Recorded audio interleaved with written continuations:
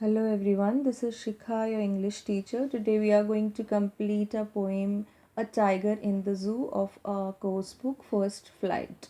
So let's start.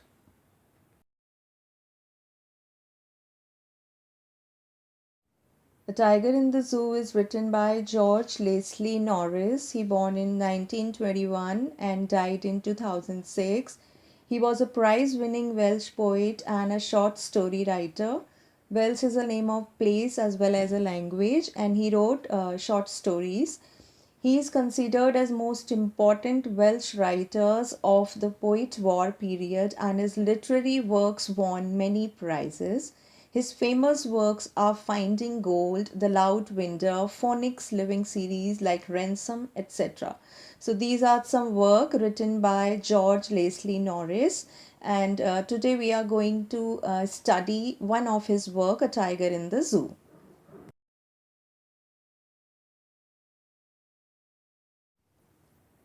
So, this poem contrasts a tiger in the zoo with the tiger in its natural habitat.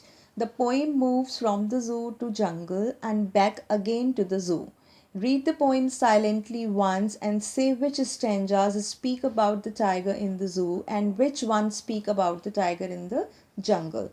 So this is poem is about the tiger, that is very much clear. Now the tiger, two habitats of the tiger are there. Habitat means the living place. At one place the tiger is shown in the cage in the zoo, and the other place is tiger's free home, that is jungle, where tiger can live freely. So what is the contrast between both the living place experienced by the tiger, that is depicted in this poem. So let's start the explanation according to paragraph wise. First paragraph, he stalks in his vivid stripes the few steps of his cage on paths of velvet quiet in his quiet rage. Now stalks means follows, vivid is called bright colored, pads means the paws of the tiger, and rage is called anger. So the here the poet is saying that the tiger is confined. Tiger is occupied and caged, trapped in a cage. Okay, and he just move inside the cage in a short space. Okay, means the cage is not very large. Cannot be, the cage cannot be like field so that the tiger can jump or run anywhere. Cage is a small place, okay, a confined or a limited place in which the tigers are kept in the zoo. So cage is a place for the tiger where he can take a few steps. We can means he can just take wander with this small step. He cannot take jump or run in the cage. And of pads of velvet. Now velvet, it's a type of fabric, it's a type of cloth that is very soft. You must have seen in the royal families, or some type of cushion covers made of velvet that are very soft, or the cloths are of our Lord Shiva, Lord Krishna in temples, you must have seen. So velvet is a kind of cloth that has the shine and softness. So the paws of the tiger is just like the velvet. So when he was walking in the cage, there is no sound. His footsteps are making no sound because his footsteps just like the velvet cloths and that are so soft that they are making no sound, means the tiger is wandering in the cage quietly and in his quiet rage is called anger, means tiger was also angry because he cannot go out of the cage. So there is a cage in which a tiger is kept. The cage has the limited place in which the tiger can walk with the few steps, with the small steps, without making sound, because the tiger's paws has a very soft touch and they are making no sound, as well as the tiger is also having some anger because he cannot walk out from the cage. Now the rhyme scheme and literary device of this paragraph. Rhyme scheme is set according to the last word of each sentence, and here the rhyme scheme is A B C B.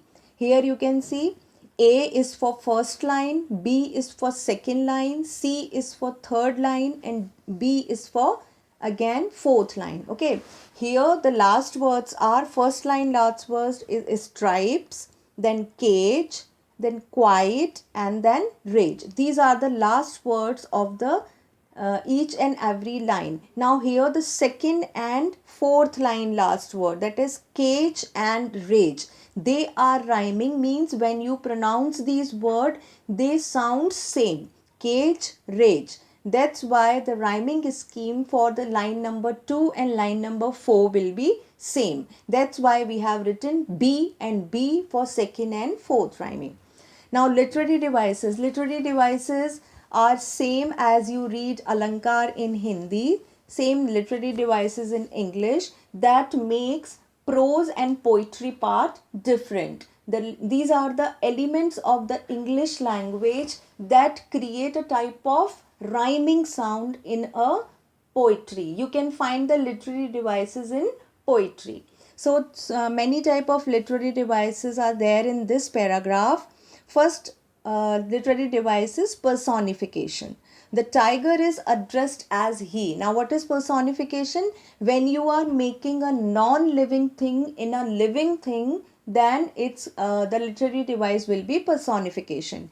Here the tiger, basically tiger is a living thing, but animals are addressed with it. But here the poets address tiger as he. He is denoting the tiger as a human being. That's why the literary device will be personification. Now next is metaphor. Tiger's paws as velvet. This is the third line of the first paragraph. Here the tiger's paws are compared with the velvet. Metaphor is where when we are comparing two things, the characteristics of two things. So here we are putting tiger velvet's characteristics in tiger's paws, means tiger paws are looking like velvet cloth. So in this line literary device will be metaphor.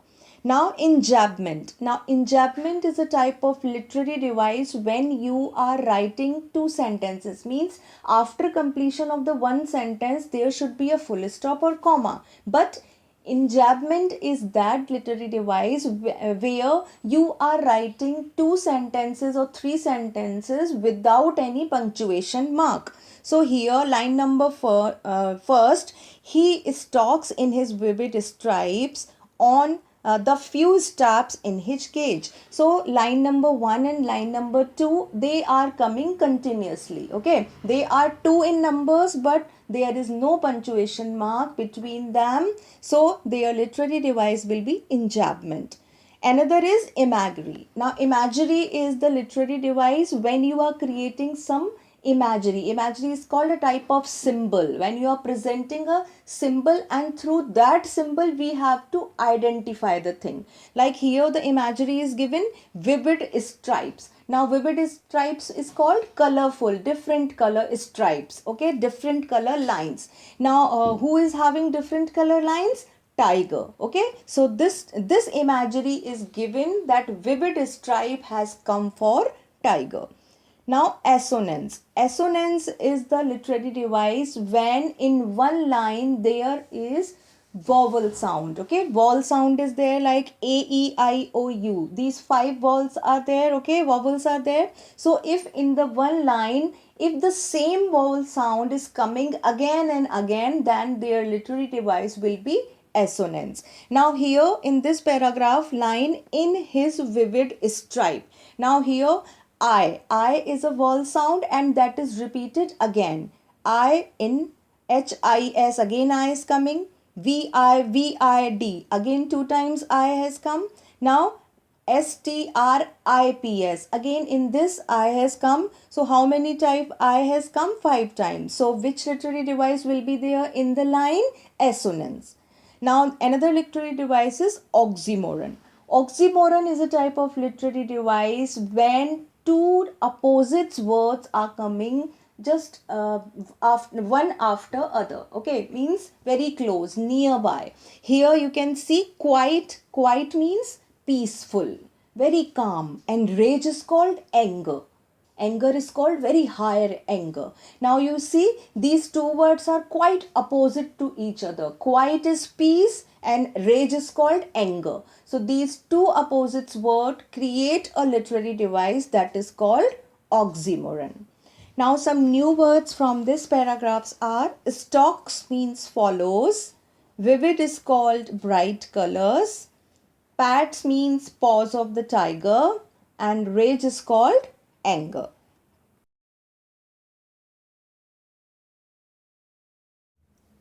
Now next paragraph, he should be lurking in shadow, sliding through long grass near the water hole where plump deer pass.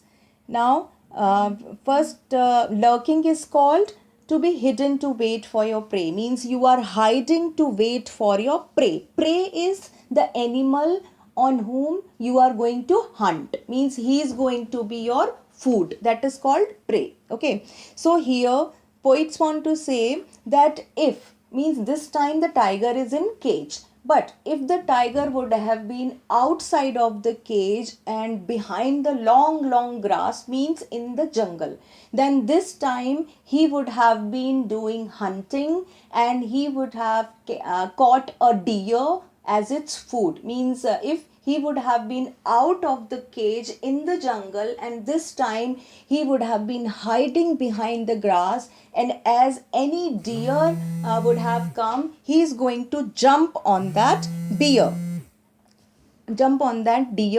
as its food. Plump is called very soft. Okay, means tiger is a type of wild animal, and deer is very soft animals, and deer is generally the food of the tigers. That's why plump has come for deer. And near the water hole means in jungle there he is going to be hide either behind the long grass or either behind the water pool, means a type of water body is there. Why he is hiding behind these, means these are the food for deer. Okay, deer will come to drink water, and or deer can come to eat grass. These two places are there where the tiger can easily hunt deer. That's why he is hiding behind the long grass or near the water pole, so that if any soft deer came, then he can jump on that deer and hunt him. But he cannot do this thing. Why? Because the tiger is trapped in a cage.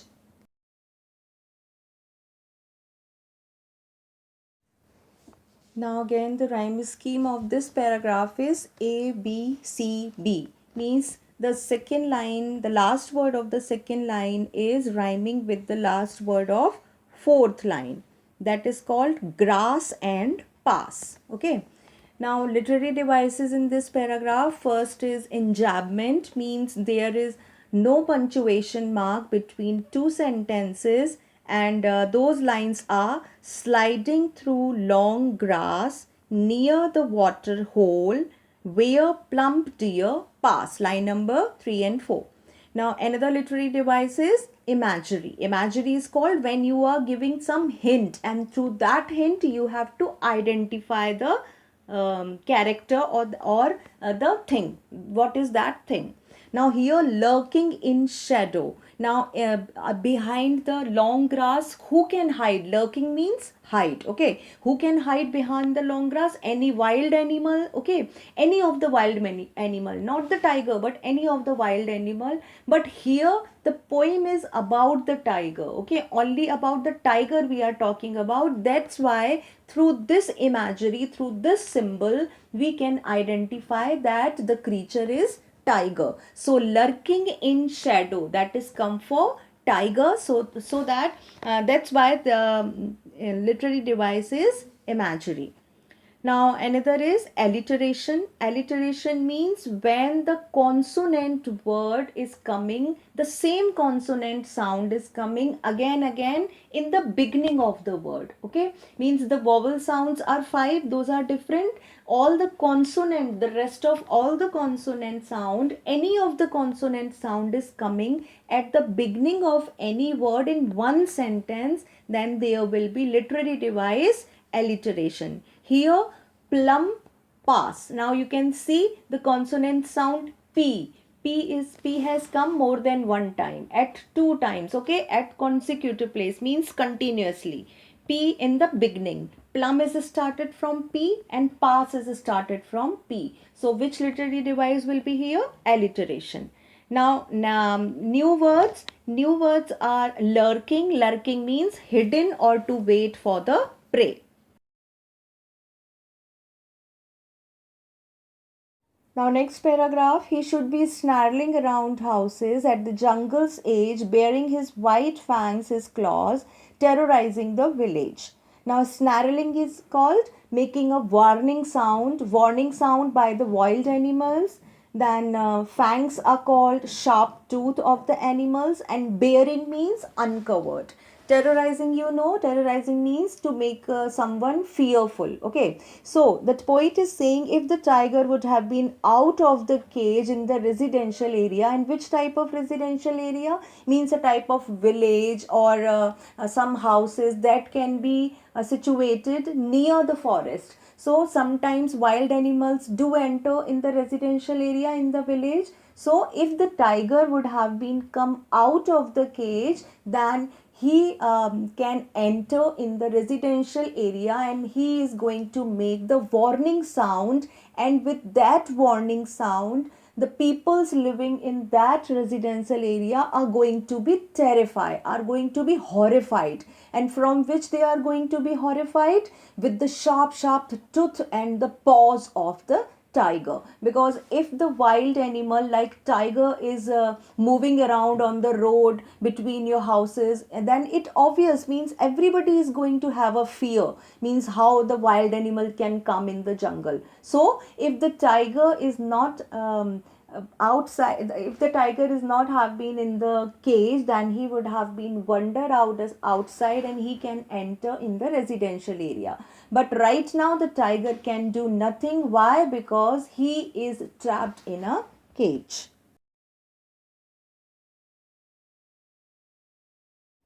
Now the rhyme scheme again of this paragraph is A, B, C, B. Means the which two lines words, last words are rhyming, line number 2 and line number 4. And which is the last word? Line number 2's last word is age and line number 4 last word is village. So age, village, they are rhyming same. That's why they have been given the same sound, that is called BB. So the rhyme scheme of this paragraph is A, B, C, B. Now the literary devices in this paragraph, first is enjambment. Enjambment is called when two sentences are there without any punctuation mark. Now here which lines are having this? Then he should be snarling around houses at the jungle's edge. Now these two sentences are not having any punctuation mark between, so there will be enjambment. Now another literary device is onomatopoeia. Now onomatopoeia is a type of literary device when there is a type of sound, okay, there is a type of speaking sound present in that sentence. Here is snarling. Snarling is a sound made by the tiger, the wild animal tiger. Okay, so which literary device will be here? Onomatopoeia. Now another is assonance. Assonance again when the vowel sound is present in any sentence, then there will be assonance, the repetition of the same vowel sound. Now here you can see two lines has been given. Now in first line you can see the repetition of the vowel sound O and U. See, SHOU, AROU, HOU. Okay, means O and U, they are repeated 3 times. So literary device will be assonance. Now in another line, the repetition of the vowel sound I is there. BARI, HI, and again HI, means the repetition of the sound, vowel sound I is there 4 times, more than one time. So the literary device will be assonance here. Now another is consonance. Now consonance again the literary device when the consonant sound is repeated. In the last paragraph I told you the alliteration. Okay, alliteration also the literary device in which the consonant sound repeated. But what is the difference between alliteration and consonance? In alliteration, the consonant sound is coming at the first place, means in the beginning of the word. Okay, and in the consonance, the consonant sound can come in the between or at the last of the word. Here the consonant sound S is coming at the last of each word. Here you can see HIS, FANGS, HIS, and again CLAWS. The repetition of consonant sound S is coming at the last of each word in the same sentence, so the literary device will be consonants. Now the new words, snarling is called warning sound by the animals, bearing means uncovered, and fangs is called sharp tooth of the animals.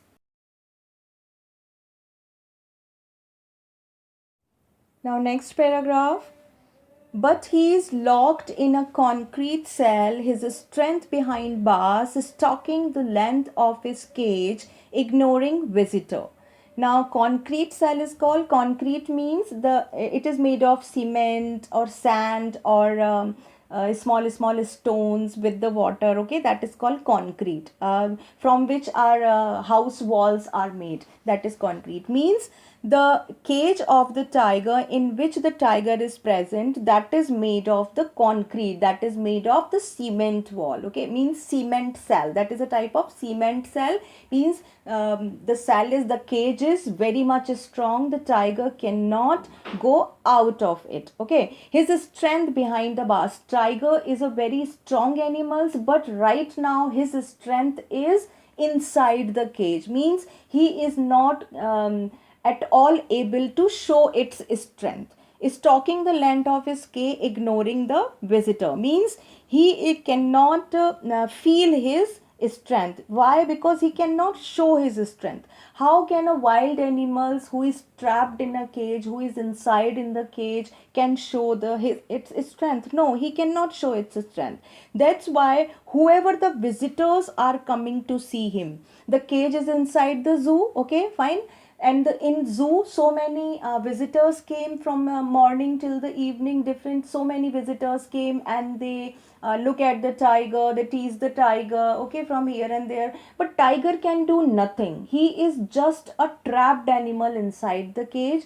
That's why he cannot feel his strength, he cannot show his strength, and he is ignoring the visitors. Means he is sad, he is very angry because he is trapped in the cage, and all the visitor, they are wandering in the free environment. So there is a type of mentality, there is a type of feeling in tiger's mind that I am in the cage and visitors are outside. So because of the sadness, because of the anger, he is ignoring visitor, he is not looking at the visitors.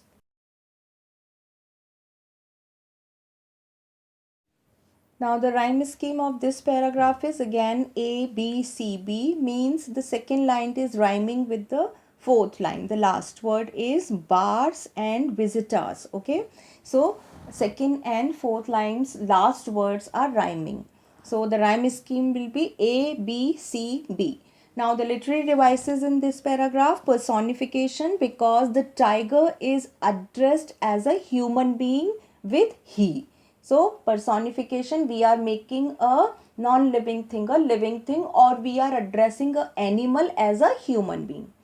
Next is alliteration. Alliteration means the repetition of the consonant sound at the beginning of the words. Here, which consonant sound has come? B.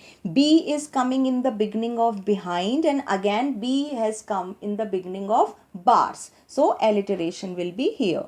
Now assonance, assonance means the repetition of the vowel sound anywhere in the sentence. Now here the repetition of vowel sound E has come. Now you can see HELOCKE, concrete 2 times E has come, and in cell 1 time. Means 5 times the vowel sound E has come. So the literary device will be assonance here in this line. And the last literary device is consonance. Consonance, again the repetition of the consonant sound, but anywhere in the word. Alliteration, the consonant, the repetition of the consonant sound in the beginning of the word. But in consonance, the repetition of the consonant sound anywhere in the word, at the last, in between, anywhere. Here you can see the consonant word S. The consonant sound S has come. Now in HIS, S came at the last. Now here STRENGTH. Here S has come in the beginning. And again bars, S has come at the last. So at the last, in between, or anywhere the consonant sound has come in one line, then there will be literary device consonants should be there. Now new words is concrete. Concrete means a building material made of bricks, sand and cement.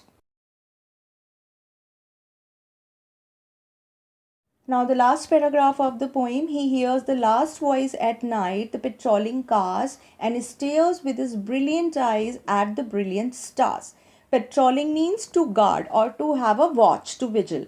Now here the poet is saying that at night, now it's a night time, the tiger hears the sound of the patrolling cars. Now patrolling cars are of police cars which can be seen throughout the city at night to check the safety. Okay, and there is a light on the front ceiling of the car, and that light moves around and make a type of beeping sound. So that beep sound the tiger can hear sitting inside the cage. He can also stare. Stare is called to watch continuously. He can stare the stars in the sky with his shining eyes. Means the stars are also shining and his eyes are also shining. Means here the condition of the tiger at night is depicted by the poet, that a tiger cannot do anything coming outside of the cage. He just want to do whatever he wants to do, he has to do sitting inside the cage. So at night what else he can do? He can just see or listen. So here he can see the stars in the sky, the shining stars in the sky with his shining eyes, or either he can hear listen to the sound of the beep sound of the patrolling cars of the police. So here we have completed the explanation of the poem. Now most of the students must have been thinking that why ma'am put these pictures. These means these pictures are meant for the small children. No, if you have come in 10th standard doesn't means you just take away from each and every type of enjoyment yourself. I have just put these pictures to make the poem interesting so that you can have the interest, as well as it is also create a type of enjoyment, a type of entertainment. Means the study should not be boring. If we are growing up, it doesn't means we leave each and every type of doing interesting thing or enjoyment. Just let it make each and everything interesting, so that you can also have interest in learning the things, and I also have the learning to teach you. That's why I put some of the pictures, but I hope you must like all these.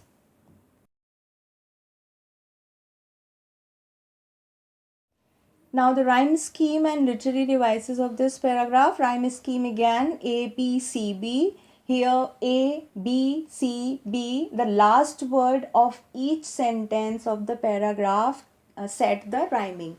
So here last word of line number 2 and last word of line number 4 are rhyming with each other, and that are cars and stars. That's why the rhyming will be A, B, C, B. Now the literary devices, personification, again the tiger is addressed as human being by he. So personification will be here. Alliteration, he hears. Consonant sound, repetition of the consonant sound in the starting of the word. So here the repetition of H sound is there in this sentence. So there will be alliteration. Now enjambment means two continuous line without any punctuation mark, and two continuous line and stare with his brilliant eyes at the brilliant star. Line number 3 and 4, last two lines. Okay, so enjambment will be here, and the last literary device will be assonance. Assonance means the repetition of the vowel sound in one sentence. So here the repetition of the vowel sound I, you can see with his and brilliant, more than one time, means near about 4 times vowel sound I has come. So the literary device will be assonance here. Now why I am telling you the literary device? So that you also try to understand, you also may be able to make the difference between the prose and the poetry part. Because when you see the poetry, the poems of the little children, the small kids, means they are having a type of rhyme. We speak those poems in a type of rhyme. Okay, but when as we are growing up, we are not away from the poetry part. Poetry part is still there in our syllabus, as we are having so many poetry, but there is not a type of rhyme. Okay, but there is some difference between the prose and poetry. And what is that difference? These are the literary devices who creates a different, which make the difference in the poetry pose. Okay, and sometimes these also ask in the comprehensions also, and in the type of whenever you are doing the unseen passages also, and the comprehensive part from the textbook, from the poetry part, they do ask the literary devices. And that's why I'm telling you the literary devices in so explained manner, so that you yourself will be able to take out the literary devices from sentence.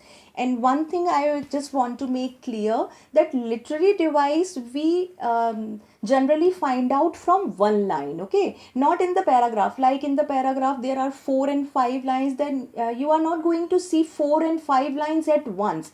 At one time you are going to see only one line, and out of that one line you have to find out the literary device. So literary device is based according to the line by line. Okay, now new words is patrolling. Patrolling is called to guard. So here we have completed the explanation, the rhyming part, the new words part, and the literary devices part of this poem. Now we are moving towards the textual question of this poem.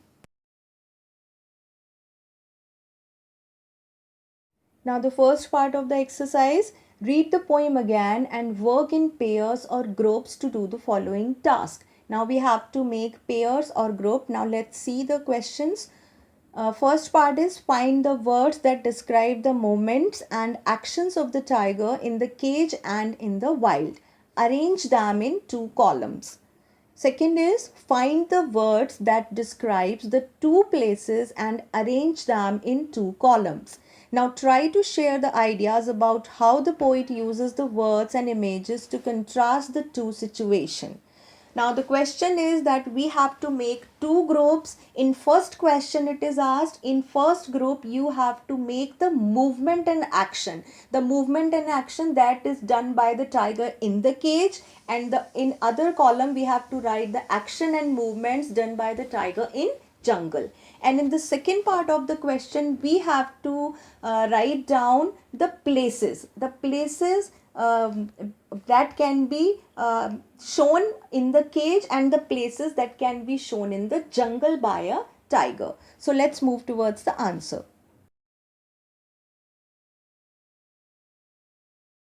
Now the first part of the question, the answer is in the cage, in the wild. We made the 2 columns. Now the movement and action. What can be the movement and action in the cage? Stalks, quiet rage, ignoring visitors, hears the sound of patrolling cars, and stares at the stars. Now in the wild means in the jungle, which can be the movements and actions of the tiger? Lurking in shadow, sliding through the long grass, snarling around houses, baring his white fangs, and terrorizing the village. So these are the movement and action. Let's move towards the places. Places inside the cage and outside the cage means in the jungle. So inside the cage, few steps of his cage. Next, locked in concrete cell. Next, his strength behind the bars, and terrorizing the village. Now in the jungle, which places can be there? Shadow, long grass, snarling around the houses, baring his white fangs and his claws, and ignoring the visitor. Means these total movement, action, and places that is divided when the tiger is inside the cage, or whether the tiger would have been in the jungle.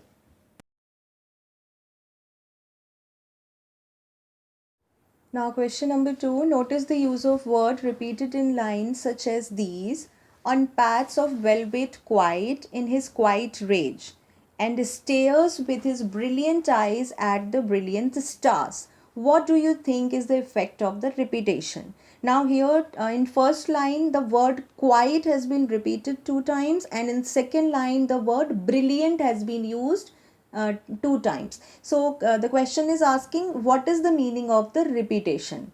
Now the answer is the poet has repeated the words to give a nice impact to his poem, like the use of quiet with velvet pads describe that the tiger has to walk in the limited area of his cage. He cannot run as he would have done it had been in the forest.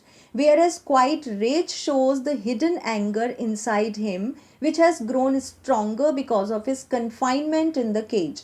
The next word he used is brilliant. The word brilliant in the first line means the twinkling bright stars, and the brilliant word used for the tiger's eye shows the sadness of the tiger, who would have led a free and fearless life if it were in a jungle.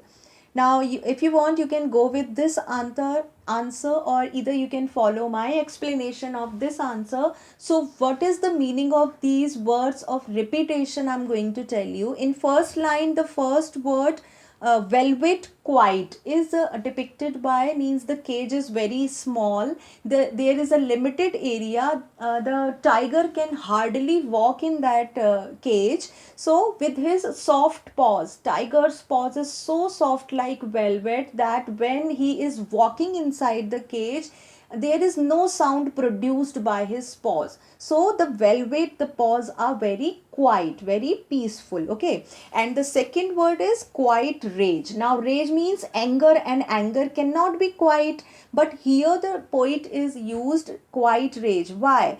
Because the tiger is having very much anger, but he is unable to show his anger. He has to keep his anger in a peaceful manner. That's why poet is used quiet rage. Now in the second line, brilliant. At the first place, brilliant has come for the shining stars that are twinkling in the sky, and at the second place, the brilliant has come for the shining eyes of the tiger. But those that shining is not the happiness, comes with the happiness. That is the shining comes from the sadness. And why the tiger is sad? Because he is not free, he is trapped in the cage. So these are the meanings of these different words that are repeated in the poem. So here we have completed the explanation of the poem, the textual part of the poem, all the literary devices and everything about this poem. So here all the poems are poems A Tiger in the Zoo is going to be finished. So that's it for now. We'll meet again.